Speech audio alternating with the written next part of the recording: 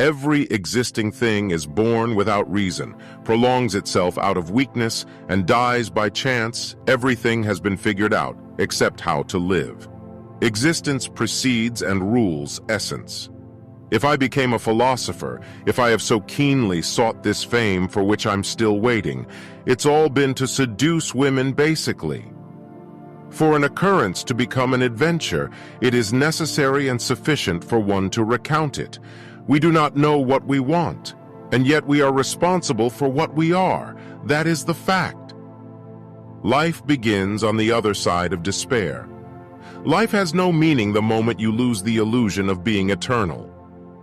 Better to die on one's feet than to live on one's knees. Being is. Being is in itself. Being is what it is. I do not believe in God. His existence has been disproved by science. But in the concentration camp, I learned to believe in men. Hell is other people. Man is fully responsible for his nature and his choices. You must be afraid, my son. That is how one becomes an honest citizen. All human actions are equivalent, and all are on principle doomed to failure. Evil is the product of the ability of humans to make abstract that which is concrete.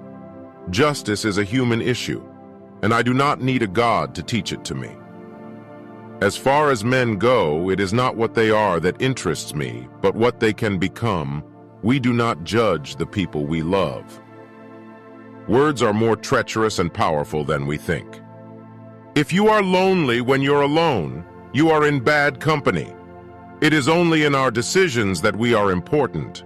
Words are loaded pistols. Only the guy who isn't rowing has time to rock the boat. 3 o'clock is always too late or too early for anything you want to do. Jean-Paul Sartre. I have learned to seek my happiness by limiting my desires rather than in attempting to satisfy them after the primary necessities of food and raiment. Freedom is the first and strongest want of human nature. There are many truths of which the full meaning cannot be realized until personal experience has brought it home. No great improvements in the lot of mankind are possible until a great change takes place in the fundamental constitution of their modes of thought. Truth gains more even by the errors of one who, with due study and preparation, thinks for himself, than by the true opinions of those who only hold them because they do not suffer themselves to think. The despotism of custom is everywhere the standing hindrance to human advancement. The human faculties of perception, judgment, discriminative feeling, mental activity, and even moral preference are exercised only in making a choice. He who does anything because it is the custom makes no choice. Originality is the one thing which unoriginal minds cannot feel the use of. The fatal tendency of mankind to leave off thinking about a thing when it is no longer doubtful is the cause of half their errors. The only way in which a human being can make some approach to knowing the whole of a subject is by hearing what can be said about it by persons of every variety of opinion and studying all modes in which it can be looked at by every character of mind. So true is that unnatural generally means only uncustomary, and that everything which is usual appears natural. No one can be a great thinker who does not recognize that as a thinker, it is his first duty to follow his intellect to whatever conclusions it may lead.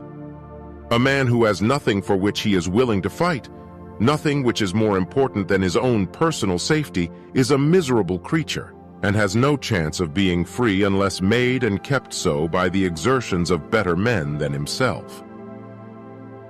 If all mankind minus one were of one opinion, mankind would be no more justified in silencing that one person than he, if he had the power, would be justified in silencing mankind.